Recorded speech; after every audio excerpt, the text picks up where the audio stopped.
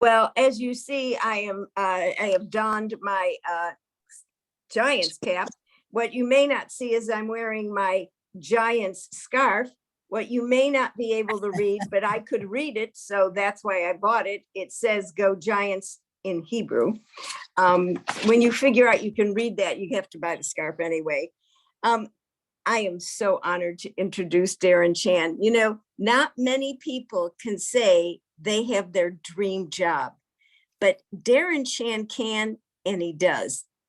He's a native San Franciscan. He went to Washington High School and was recently honored at their Outstanding Alumni Award, where I saw Rich Correa.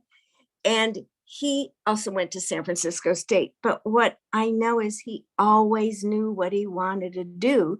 So in 1990, he started out as an intern at KNBR Radio. But then he moved to a producer role for, some of you sports people know, Ralph Barbieri, and then moved to LA, where he was asked to work for Westwood One Radio. But he has had an interesting journey. So then he came back to San Francisco to become the sports director at KNBR's sister station and director at The Ticket 1050. Then he went on to become the promotions director for KABL, and he worked with such legends as Carter B. Smith, and a name some of us remember because of The Dating Game, Jim Lane. And then he got a call and moved to Anaheim and joined the Angels, Anaheim Angels, now LA Angels, as the radio producer and engineer for the team. And they have their own radio station, so he actually worked for that team. But then, and I will hope he will tell you the story, Darren Chan got a call in 2017 that changed the trajectory of his journey. And he joined KNBR as the radio producer and engineer for his hometown team, the San Francisco Giants. Well, he's going to share with us why and how he fulfilled his lifelong dream. But the other thing I could say about Darren is, as you could tell by seeing him, he always has a smile on his face, in his voice, in his words, and in his deeds. He goes back to the high school to help give kids a trajectory, a process, and encouragement. Now, if I sound like a bit of a braggart, I actually am, because my other life, I'm known as Auntie Susan to Darren, his wife Lily, and great Auntie Susan to Kira and to Dylan. And I am part of, and have been for 40 something years, almost 50, part of the Chan clan. So without further ado, our San Francisco Giants producer and engineer, Darren Chan. Yay. Thank you, Auntie Susan. This is a really good honor, a great honor for me to be speaking and sharing some stories with you all to the Golden Gate Breakfast Club. Just a real quick background. My Auntie Susan, who you know as Susan Rowan, go back, I don't want to date us or anything like that, but we go back several decades, and she has been a valued member of our family. So I am forever grateful for her kindness and her generosity, and her nominating me to come speak with you all this morning. So very gracious to do that. And I've been very fortunate to be in the position I am in right now. It's been a fantastic journey. I've been in broadcasting now for, over 32 years now. I think it's going on 33. And I never expected to be in the spot I'm in, because you just don't know how this business is. And this business of broadcasting, especially radio, has changed so much over the years. And when I say change over the years, I mean, we could go into forever in terms of broadcasting. In radio, it used to be, when we were all growing up, it was AM and FM, and that's what you had. And anything you recorded on a cassette or something like that, that was it. Or you played your music off of vinyl. Now it's a new age where it's so much our digital satellite radio. podcasting, Spotify, XM. And it's all a smaller slice of the pie. But I'm an old school radio person. I'm a native San Franciscan, proud to say. And I love the history of radio, Bay Area radio. I feel like I've been a part of it for so many years, and I love to share the stories with you. So I am very, very honored and happy to share these stories with you. So if you want me to start somewhere, let me know. Otherwise, I can you point me in a direction I can kind of get started in terms of maybe how this all started. Why don't you start at the beginning and tell us how it started? Well, I started as an intern at KNBR in 1990. This is when I was 19 years old. I was 1 year out of high school, and I was attending college at City College at the time, and I didn't want to be in broadcasting. It had always been something that I'd wanted to get into, but it wasn't my first thing coming out of high school. It was, believe it or not, I was looking into getting into optometry, which is a vastly different career path, as you could tell. And I figured somewhat quickly that the sciences weren't exactly my strength. But what was my true passion was broadcasting, was radio. It's something who grew up listening to radio and admiring all the different disc jockeys, talk show hosts, growing up in the late 70s and all of the 80s. It's something that I was really fascinated in getting into. So I started as an intern at KNBR when KNBR was owned by NBC, located in Fisherman's Wharf. In fact, if you want a place where basically the radio station was, it's where Fog City Diner is. That's the area where the radio station was. And I worked Tuesdays and Thursdays from 3:30 to 6:30, just 6 hours a week. And I was commuting from from my side of the town, which is on the south side of San Francisco, where Mount Davidson is. I was commuting after school and coming all the way down to Fisherman's Wharf via bus and putting in my 3 hours of, back then, this was legal. You could work as an intern. It was unpaid internships as long as you were getting college course credit. And so I started doing that, and slowly the program director, Bob Agnew, asked me, I put in my time and a lot of work, and thankfully I had done a good job. And he asked me if I wanted to do some part-time work in producing some weekend shows, some weekend Sports Phone 68 shows. I said, of course, I definitely want to do that. So I worked hard at that, and I learned how to run what they call the board. And in case you're ever wondering what the board is when they say this in broadcasting, the board is when you see like any kind of video or picture of a radio station, and you see a disc jockey behind the microphone, and he's sitting behind this console full of faders and knobs and lights and all that stuff. That's what a board op does. A board op is someone who runs the board. Okay. And so a board, so that was part of being a producer. And slowly but surely, I started doing more work at the station. And the afternoon host at the time, there was two hosts. This is when KNBR was not all sports. They had Frank and Mike in the morning, if you might remember, Leo Laporte, Peter B. Collins. There was a cooking show in noon to 1. I forget what it was. In the kitchen with, I can't remember. But it was Gene Washington, the former 49er, from 4 to 6, and Ralph Barbieri from 6 to 9. That was the extent of the sports programming outside of Giants and Warriors, Giants baseball and Warriors basketball. And I know I'm probably throwing out some old school names here, which is great because I know some people out here can really appreciate those names. And the afternoon producer for the sports shows, Dennis Higgins, was an aspiring minor league radio broadcaster. And he got a job for his first minor league assignment to work for the Helena Brewers, Helena, Montana. So it was a short 4-month stint to where he went to Helena, Montana, took a leave of absence, and I stepped in for him.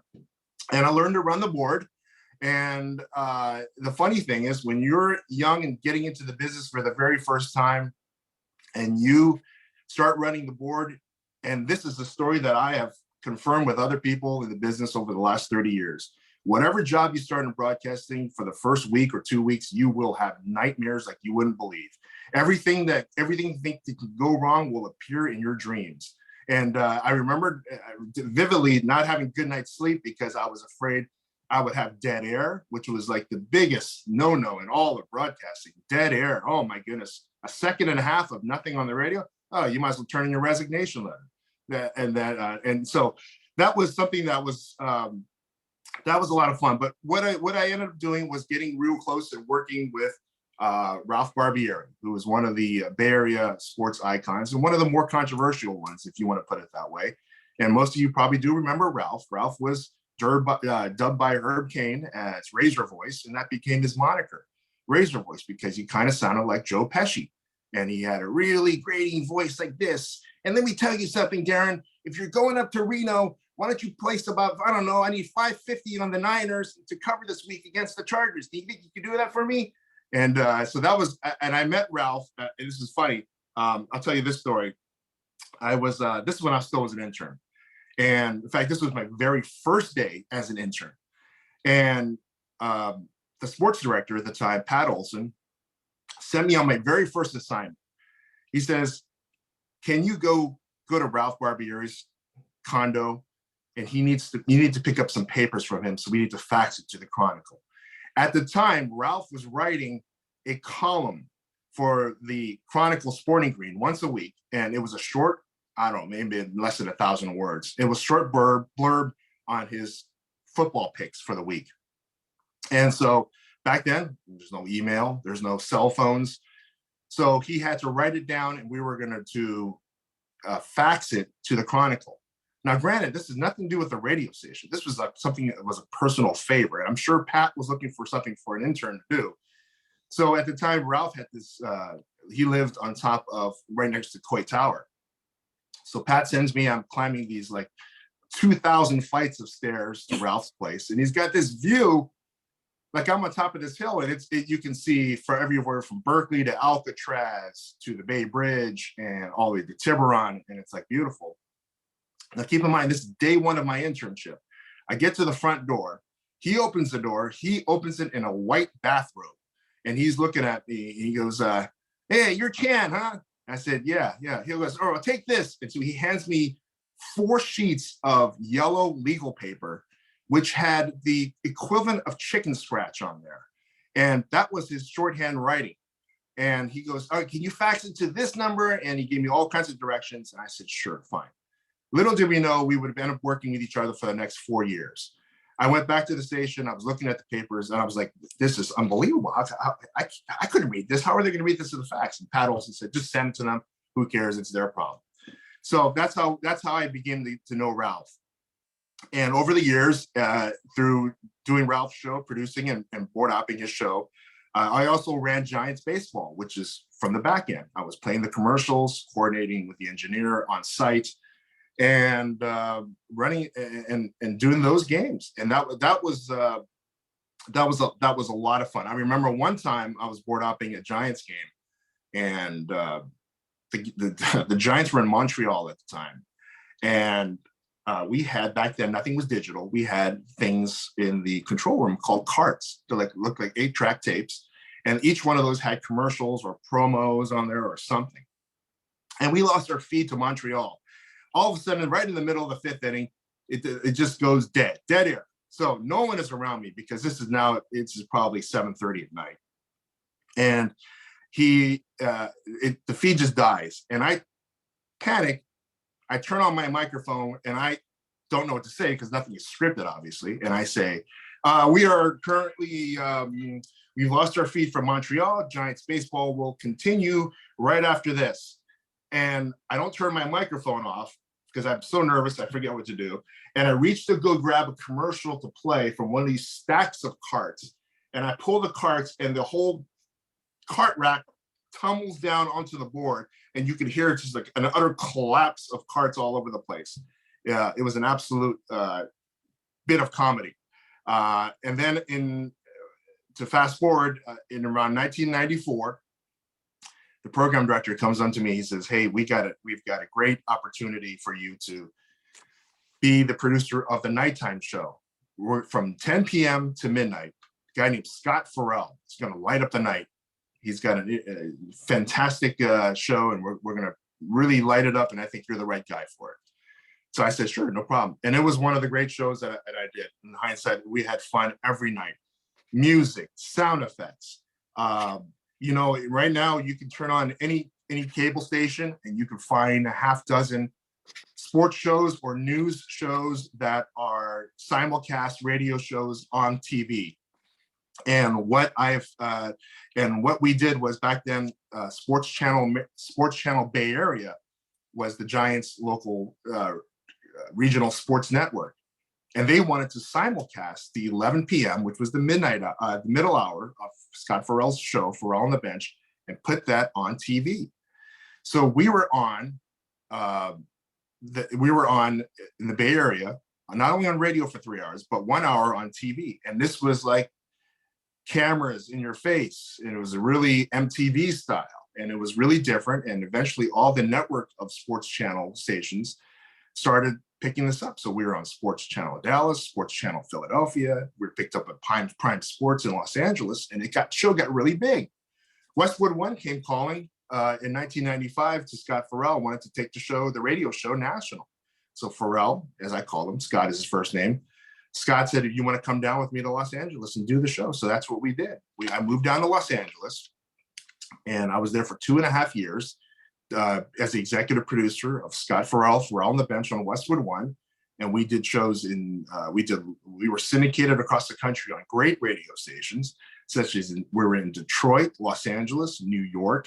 We were on WFAN in New York, which was a major, major powerhouse in sports radio, the absolute pioneers in sports radio. And we were on that station. And so it was great. And we ended up doing a lot of live shows in New York. The show was so popular that one time we were doing the show from Rosie O'Grady's in Midtown Manhattan, and we had a bunch of just fans out there watch our live broadcasts. Half of them were drunk. Who was standing in the corner with a cigar in his hand? It was David Letterman. And Letterman, turns out, he was a huge fan of Farrell, and he wanted to see him himself in person. So he was standing there. And so we had a New York liaison, a guy that was working with us at the radio station that was kind of aiding us whenever we needed. And Farrell goes up to the guy and says, "Hey, can you go see if Letterman wants to come on and do a segment with me?" And then, so the guy goes over and touches Dave and says, introduces himself and says, "Mr. Letterman, my name is Sweeney Murdy. Would you like to come on with Scott Farrell?" And Letterman, who's got a cigar in his mouth and his arms folded as he's watching the show, goes, "Don't touch me." He said, "Don't touch me," because he just wanted to be a fan. He didn't want to go on there, and it wasn't anything malicious by Letterman, but Letterman's kind of an interesting kind of a guy. It turns out that they met afterwards, after the show. He did not come on there. And a footnote, Sweeney Murdy, who was the producer from WFAN, who helped us there, is now in the long time radio sideline reporter for the New York Yankees and WFAN. So I've been very fortunate to know Sweeney since the mid-90s, and we remain friends to this day. We did our show from the Atlanta Olympics, which was crazy because I remember. Yeah, so we were in the middle of the Olympics are a 2-week period in Atlanta, 96, and we were supposed to fly out midway during the Olympics on a Friday night. I'm sorry, we were supposed to fly out on a Saturday morning. Friday night, we're doing the show. And what happens on Friday night? The big news alert, the bombing at Centennial Park. And we were watching wall-to-wall coverage. And we're thinking, like, are we going to go to Atlanta? Are they going to call off the Olympics? We have a flight at 7 a.m. to Atlanta. What are we supposed to do? So everyone's calling each other, trying to figure out what we're going to do. Our bosses at Westwood One say, "Hey, you got to get on this flight here. If the flight is still on, we're going to get you out. We think everything's under control." I'll never forget, we landed into Atlanta International. And I've never seen, from the time that we got off the plane to the time we arrived in our hotel, the amount of National Guard that was on site. And little did we know that that wouldn't be the biggest news story in the last 30 years, obviously. But it was at the time, it was the biggest news story. And the National Guard was out, and you would just see basically a military presence to guard the Olympics in the whole area, because nobody knew what was going on. And so then I got an opportunity in 97 for Pharrell. We were still doing the show, but I kind of maybe burned out a little bit in terms of doing the show. And I wanted to kind of broaden my horizons. And I found out that KNBR was going to be launching a sister station. KNBR was launching a sister station called the Ticket 1050. And its goal at the time was to attract adults ages 18 to 34. That was the demographic, because KNBR skewed very a little older. Their main demographic was 25-54 adults, primarily men, and they wanted to go for the younger crowd. And they figured that, well, let's see if we can get somebody who can point us in the right direction. I applied for the job and I got the job, and I left Westwood One in the summer of 1997. And in 97, we turned on the radio station at 10:50 a.m., which was an old radio station that was Spanish speaking at the time. I think Jim Gabbard had owned it at one point, because it was, to call letters were KOFY radio. And so we skewed that station younger. We had Stanford basketball, Stanford football, and Raiders football. That was kind of our calling card. We were obviously younger, much more aggressive than KNBR. And things didn't eventually, I learned so many things from that position as their sports director and executive producer. And I was really grateful to have that position, but things didn't pan out over a 2.5-year period. And I was let go in around 97 with about 3 other people. So they said they weren't going to be able to sustain that format the way it was, and it just wasn't working. And so I had some friends across town who I'd met in the early 90s, working at the time AM FM radio, which became Evergreen, eventually Clear Channel Radio, and now is known as iHeartRadio, is over at 340 Townsend, right across from the Caltrains depot over on 4th Street. This was on Townsend and 4th. And I was doing production for a great radio station, one that unfortunately does not exist anymore, and that is 103.7 KKSF, smooth jazz. And I knew nothing about smooth jazz, but I learned so much, and I grew to appreciate the music and what it had to offer. It's funny, people think of smooth jazz and it could be very wide range of artists. And the one that always pops up in everyone's head is obviously Kenny G. And Kenny G, tremendous talent. I think he gets a very bad rap because over the years, he was kind of like maybe a lot of jokes because he's Kenny G. And Kenny G is a widely successful artist. And he has ultimately the last laugh because he's a Hall of Fame musician, and I learned to really appreciate his music, and I learned to appreciate the music of a lot of jazz artists. And I met a lot of great disc jockeys there. And at the time at KKSF, I started branching off and helping out some other radio stations that were in the building.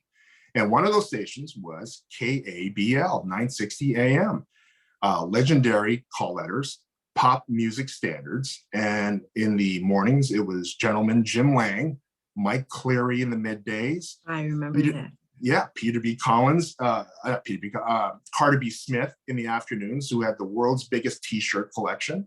And my friend, turned out to be the best man at my wedding, Joe Romagna, as young Joe Romance was doing evenings at the time. Now, young Joe was in his mid-20s when everybody else was 60 plus on that radio station. But Joe knew that music, pop standards, whether it's Ella Fitzgerald, Frank Sinatra, the Rat Pack, you name it. I started learning the music of that station. And that station was the format for was the flagship station for the Oakland A's. So we were promoting that. And also at the time, I got to become the marketing and promotions director for another radio station in the family. It was called CNET Radio, 910 AM, the former KNEW radio. And the radio station wanted to have a tech focus. Everything was going to be about tech. A little ahead of its time. I believe CNET Radio does exist, but it's online, obviously, at cnet.com. And so they were doing a lot of consumer electronic information, stuff about the web. And keep in mind, in the late 90s, this was during the dot-com boom. Every website was blowing up. And right around 2000, late 2000, January of 2001, a friend of mine, an old blast from the past, by a guy by the name of Raul Velez gives me a call. Raul Velez was the engineer for the San Francisco Giants. And he called me. He said, "Hey, how's it going?" It's great. He goes, "Hey, what are you up to these days?" And I kind of filled him in. He goes, "Hey, I kind of have there's kind of a job opening I want you to know about. It's the producer engineer for the Anaheim Angels." And he goes, "I think you can do it." I said, "Raul, I've never really engineered remotes on my own. I've helped out over the years. I've produced on site, but in terms of setting up equipment, running it, mixing it, I'm not sure if that's my thing." He goes, "Darren, I know you. I know you could do it, and I will support you if you want to do this." So at the time, I wasn't married, I wasn't dating anybody or anything like that. I wasn't held down by anything, and the job at KNBR and CNET Radio and cable was great, but this was kind of a different opportunity to get into baseball. So I contacted the people at the Angels, who at the time in 2001 were owned by the Walt Disney Company. And I talked to the people down there, and I came to an agreement within 3 weeks. And next thing you know, I was in a car driving down south, heading toward Arizona in mid to late February 2001. Drive over to Tempe, Arizona, where I'm going to broadcast, engineer, and produce all the games on radio for the Angels from Tempe, Arizona, knowing nobody, knowing nothing about this franchise, knowing about this company. And so I get to my first department that they assigned me to, and I get there, and I'm unpacking my bags, and I'm kind of like, this is intimidating. I really don't know what to do. Well, I figured it out fairly quickly. Raul was right. I mean, with his connections and helping me out, talking me through and giving me some advice along the way, I was able to get us on the air. And off and on, we were running. My first two announcers on the radio at the time were Mario and Pemba and Darren Sutton. And to this day, we still remain friends. And we did the whole 2001 season together. And that was a fascinating year. Obviously, 9/11 happened in that very first year in September, and baseball took a break, rightfully so, for a week and a half, no games, and I didn't know what I was going to do. Around August of that season, the producer at the radio station KLAC in Los Angeles called me. He goes, "Hey, Darren, what are you doing once the Angels are done?" I said, "Well, I really don't know. I'm kind of maybe keeping my options open because I had an off season. I really don't have anything to do after the baseball until baseball started again back in the spring of the following year." He goes, "How would you like to engineer Laker games and work with the great Chick Hearn and see the Laker girls up close?" I said, "Okay, let me check it out." So the Lakers were at Staples Center, and I became the engineer for the Lakers, a position I would hold in an off season for 16 years, which was it turned out to be a great experience. I made a lot of friends through the broadcasting with the Lakers, and I didn't travel with the Lakers, whereas I traveled with the Angels, and that was a full-time job too as well. The Lakers was more of a side job in the off season, working from Staples Center in downtown Los Angeles. I'm proud to say that I became Chick Hearn's last engineer because unfortunately he passed away 3 years later. And so that was a thrill in itself. And the Angels would go on the next year in 2002 to, of all things, win the World Series. And I think all of you know what happened and who they played. And I was the constant source of, "Oh, Darren, DC, who are you rooting for? And what are you going to who are you really pulling for?" Well, I'm never going to reveal who I was rooting for, but I will say that it was a very magical season for the Angels. And deep inside my heart, I felt really, really bad for what happened to the Giants that year, because that was a blown opportunity, but one of the great experiences of my life working that 2002 World Series. I would stay with the Angels until around 2017. And all along the way, I was staying in contact with Lee Jones, who had resumed his duties as producer engineer for the Giants. And Lee J and I would always stay in contact, see each other at spring training every year, have dinner. And he was getting near retirement. And Lee J would fill me in. And I told him, I said around 2014, I said, "Lee J, you let me know. If you ever decide to hang it up, I would love to come home and take over that position. Now, granted, it wasn't his choice as to who could step in, but he said he would give me, absolutely, he would give me the heads up before anybody else. So every year we would stay in contact with each other. And at the end of 2015, Lee J called me. I was in Chicago, I'll never forget it. And he goes, Darren, I think this is it. I'm going to do one more year with the Giants, and I'm going to call it quits after the 2016 season. I said, okay, Lee J, thank you. I appreciate you telling me that. Final game of 2016 comes and goes. He calls me the next day. He says, I'm going into the office. I'm telling them that I'm going to turn in my retirement forms and my resignation. And when the time is right, you can probably just make the calls that you need to make. Well, I did make those calls that I needed to make, submitted my resume, applied for the job, interviewed secretly with San Francisco, with KNBR. The station I started with 25 years earlier, I was applying back again to come back home. And I found out in January of 2017, just a few weeks before spring training was to start, that I was going to be hired as the producer engineer for San Francisco Giants radio.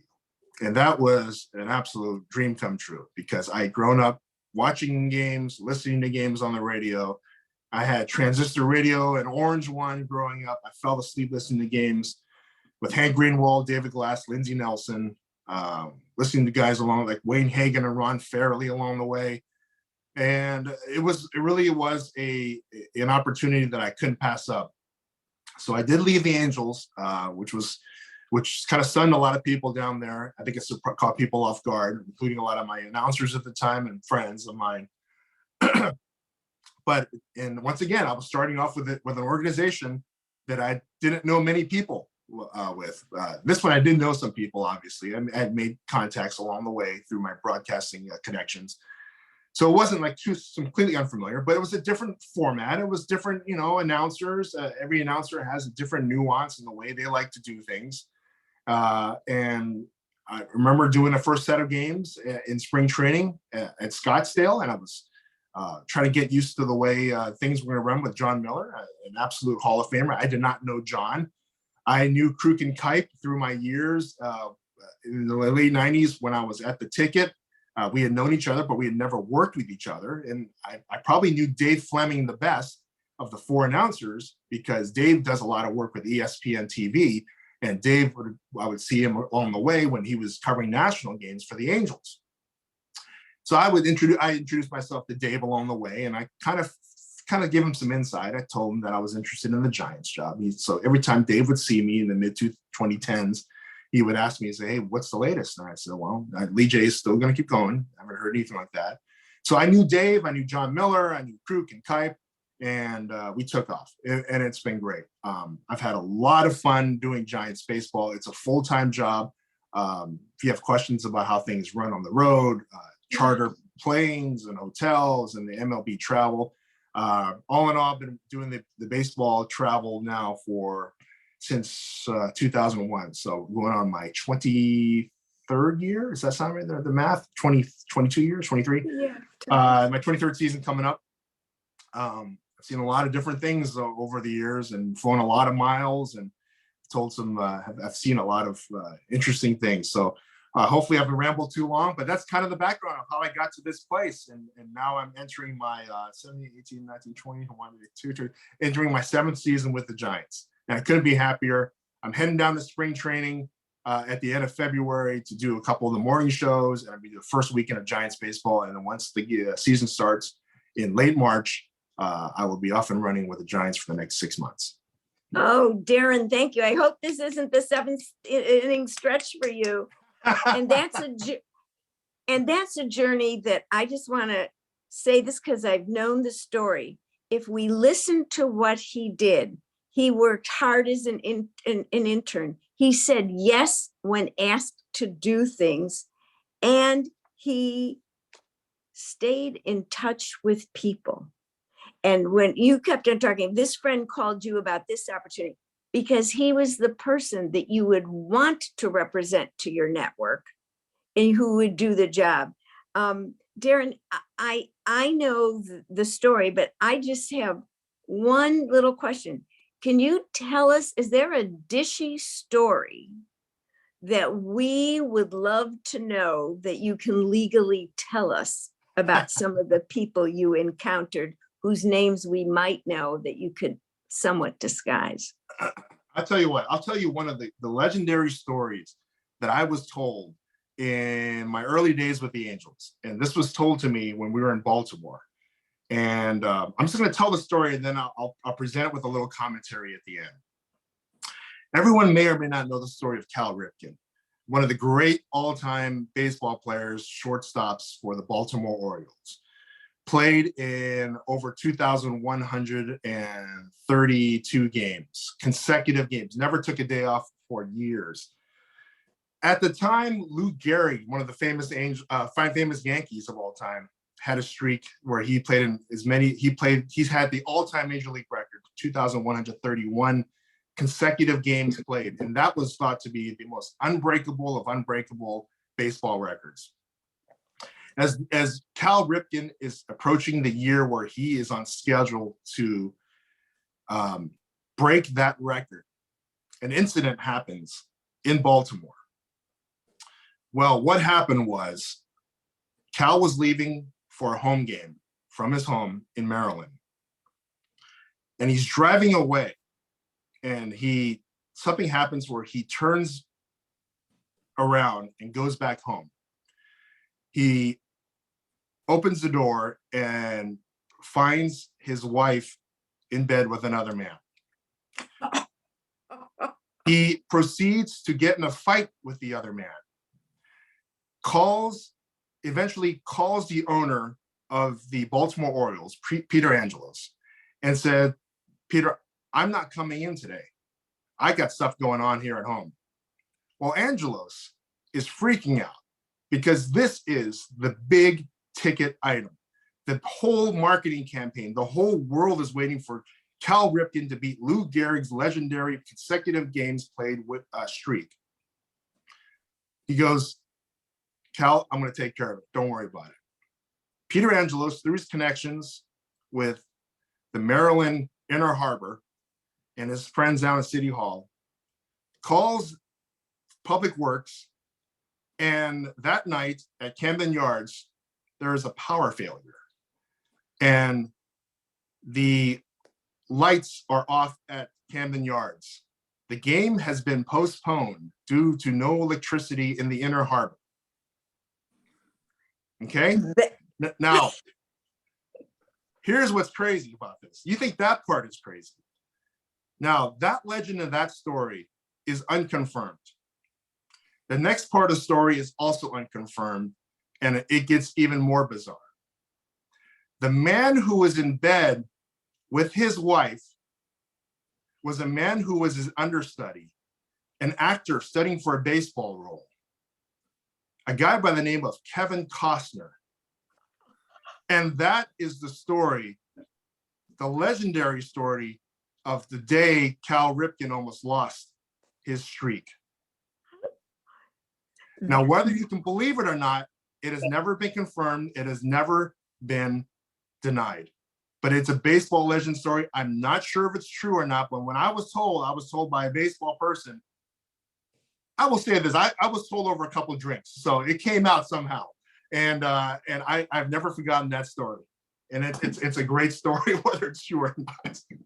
That is a fabulous story. Well, I'm Tony, I'm going to turn it back to you to see who has questions, whether it's the Giants, the journey, etc. But thank you. I will believe every word of what you just said.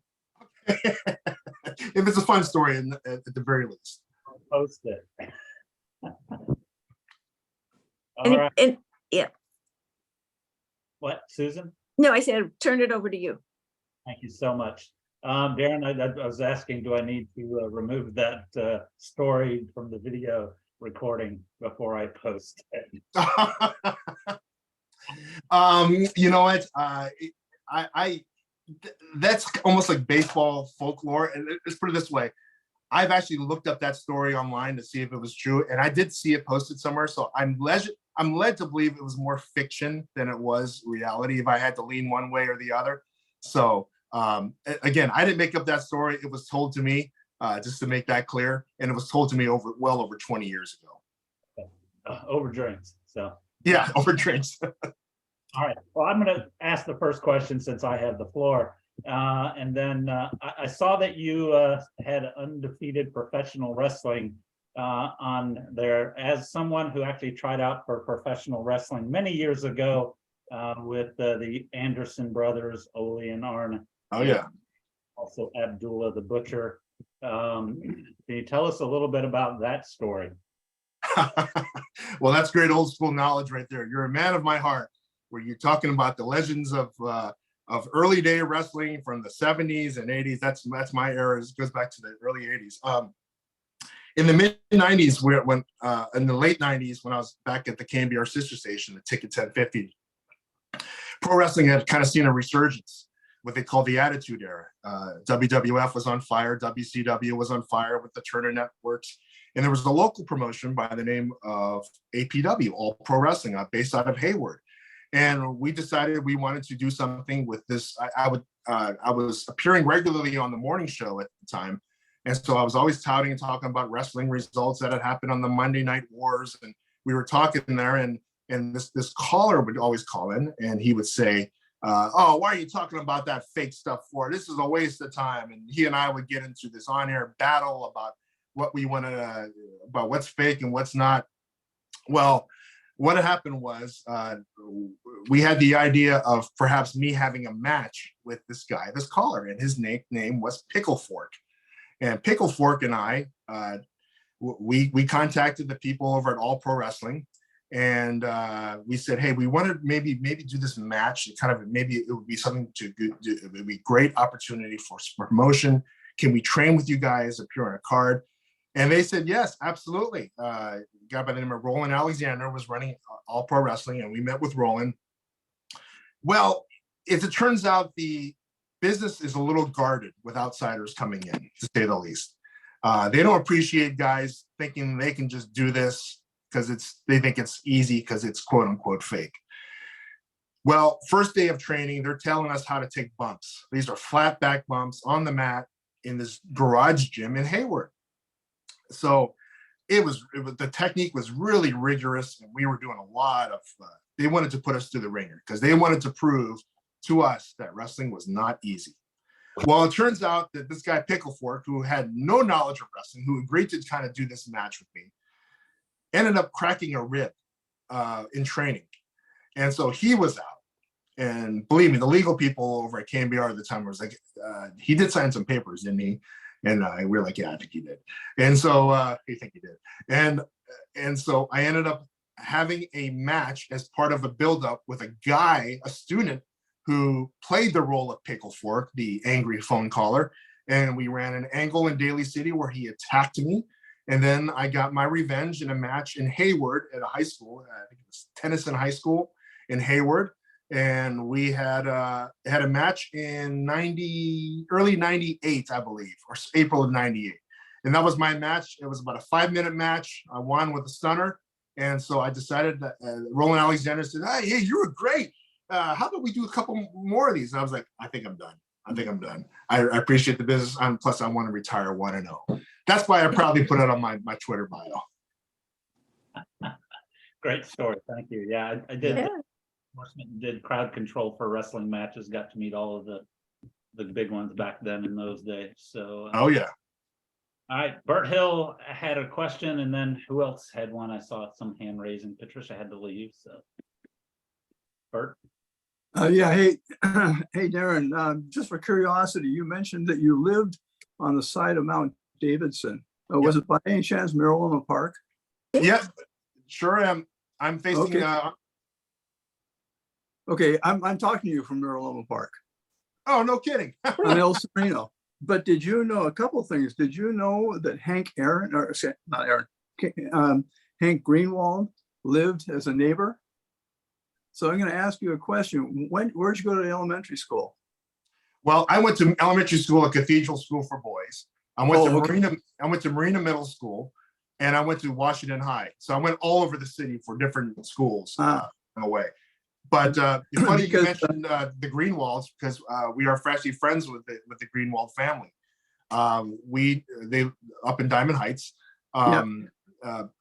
We've known Hank for a long time, and we've known Carla, and the reason why we have a connection too as well is because I've known Doug, who is Hank's son. In fact, I had lunch with Doug maybe about 6 weeks ago over at West Portal, over at Bullshed, and we had burgers there, and we always see each other during baseball season. Yeah, and then and Doug and I have remained friends. And Doug recently just left the Fresno Grizzlies. He was down there for almost 20 years, and it's a tough business to crack a major league broadcasting job. There are very few openings, and I think the world of Doug. I think I grew up listening to his dad, loved his dad as a play-by-play announcer, and was just a big fan of his. And Doug has done a couple fill-in games as an announcer during my last 6 years doing the Giants. And there are times where I'm listening to Doug and it sounds like his dad. He sounds like Hank, which is a compliment. Yeah. And so Doug and I hope he lands a major league baseball job, because he deserves it. And he definitely is more than ready and capable of handling that. Well, Hank was part of the babysitting co-op that my boys were in. If you went back that far, I'll just say one thing. He was the greatest. Everybody wanted to do the babysitting co-op there, because in his dining room, he could press a button and a train set would lower down on the dining room table. You know, he was an incredible person to know personally. Yeah. And you know him. How important it is. I realize he died a few years ago, but I was kind of hoping he had a connection to the kids and everything too. So anyway, piece of history. Yeah, he's great. And we've known the Greenwald family for a long time. And my mom was the principal over at Lincoln when his daughter was there. And so we've had that connection ever since the mid-90s as well. Yeah. Wait, there's something else about Darren that not everybody has this situation. When Darren was at Washington High School, for which he played football, isn't that when Mom was principal there? She was assistant principal under Al Vidal. AK. That's where you want to go to high school, where your mom's watching. No. Well, it's too bad that Rich Correa isn't on this morning, because he's Washington also. So anyway, thanks a lot. Nice hearing you. Absolutely. Thanks, Bruce. Anyone else? Darren, thank you for doing this. This is a real history. A lot of our longtime San Francisco members know all the names that you said, but I still will always carry with me that story you just told. So we want to thank you. You have been great. Thank you for taking the time. Thank you for taking the kids to school early. And the other thing a lot of people don't know about Darren is that he does great videos to help his daughter sell Girl Scout cookies, because I know I buy them. But he's really someone who just comes out there and supports people. And you could tell that by his demeanor, what I said, he always has a smile, which is why people pick up the phone and call him and say, I've got a lead for you. And I think what you put out, that's what you've earned back. So thank you for doing this, dear. Love to the family, and thanks all of you. And Tony, I'll turn this back over to you. Well, thank you, Darren. Everybody give Darren a round of applause. Thank you for joining us this morning. And it's almost 9 o'clock, so we'll just let everybody go take care of business. And thank you again, Darren. Hopefully you'll come back and join us for another talk sometime. Thank you very much for having me, everybody. Thank you, Auntie Susan, for everything and your love over the years. And we couldn't be more honored to have you part of as our family.